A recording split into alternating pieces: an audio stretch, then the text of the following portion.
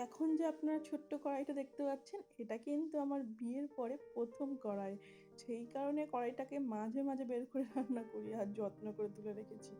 আর আজকে আমি বলেই দিয়েছি সকালবেলা আমি কিন্তু রুটি-টুটি করতে পারবো না। তার কারণ আজকে আমার নিজের কিছু কাজ আছে। তো সেই কারণে সকালবেলা সবাইকে ১ গ্লাস করে ছাতু খাইয়ে দিয়ে তারপর এইভাবে ছোলা আলু সেদ্ধ দিয়ে সুন্দর করে মুড়ি মেখে সবাই মিলে খেয়ে নিলাম। আর যেহেতু শনিবার ছিল সেই কারণে পেঁয়াজটা দেয়া হয়নি। শসা আর এই সমস্ত কিছুই ছিল।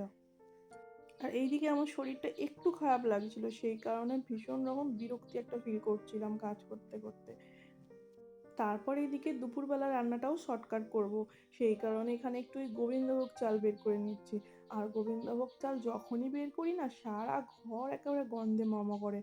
এই চাল বের করা থেকে পেটে যাওয়া অবধি। তো অ্যাকচুয়ালি করব হচ্ছে আমাদের সবার পছন্দের হচ্ছে সেদ্ধ ভাত। তো সেদ্ধ ভাতটা খেতে মেয়ে বলুন, হাসব্যান্ড বলুন, শাশুড়ি মা বলুন সবাই খুব ভালোবাসে। তো সেই কারণে শনিবার নিরামিষ দিনে মাঝে, মাঝে এটা করেই থাকি। আর পেঁপে সেদ্ধ দেবো বলে গাছ থেকে ২ টো পেঁপেও পেড়ে আনলাম। আর আমি সেদ্ধটা কিন্তু আলাদা প্রেসারে করে করি। আর এই যে মেয়ে এখন ড্রয়িং করেছে জয় জগন্নাথ। আর আমি কিন্তু ভাতের মধ্যে গাজর এবং কুমড়ো ছোট, ছোট করে কেটে দিয়েছিলাম যাতে ভাতটা দেখতে সুন্দর হয়। আর তারপর আলু সেদ্ধ, পেঁপে সেদ্ধ দিয়ে সুন্দর করে ঘি দিয়ে সবাই মিলে খেয়ে নিলাম। তো দোকানে যখন দানা কিনতে গিয়েছিল সেখান থেকেই বলছে যে বর্ষাকালে এত দানা নিয়ে কী করবে? তো আমি একটু এইভাবেই দানাটা বসাই বর্ষাকালে যখন ইচ্ছা হয়। এই যে সুন্দর করে কলা করে নিয়েছি এবং এই কলার দানা বসালে না অতটা মানে পচে যাওয়ার ভয় থাকে না। তো সেই কারণে সমস্ত দানাগুলো বসে, বসে ছাড়ালাম আর এইটাই হচ্ছে আজকে আমার প্রধান কাজ যেটার জন্য সকাল থেকে রান্না একটু ফাঁকি মারছিলাম।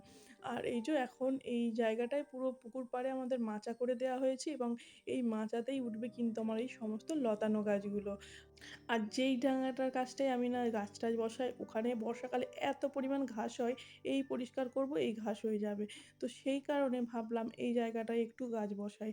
বেশ অনেকদিন গাছের সেরকম সবজি ফলছে না। তার কারণ যত্নের অভাবে প্লাস বর্ষাকালে ঘাস প্রচুর হয়ে যাচ্ছে, পোকামাকড়, পিঁপড়ে সমস্ত কিছু উৎপাত। আর এই জায়গাটায় দেখছি ঘাস প্রচণ্ড কম আছে তো সেই কারণে পুকুরে এইভাবে ছাতলা করে এই জায়গাটায় গাছ বসাচ্ছি। গাছগুলো সব বসিয়ে দিলাম আর দেখা যাক কতদূর কী হয়।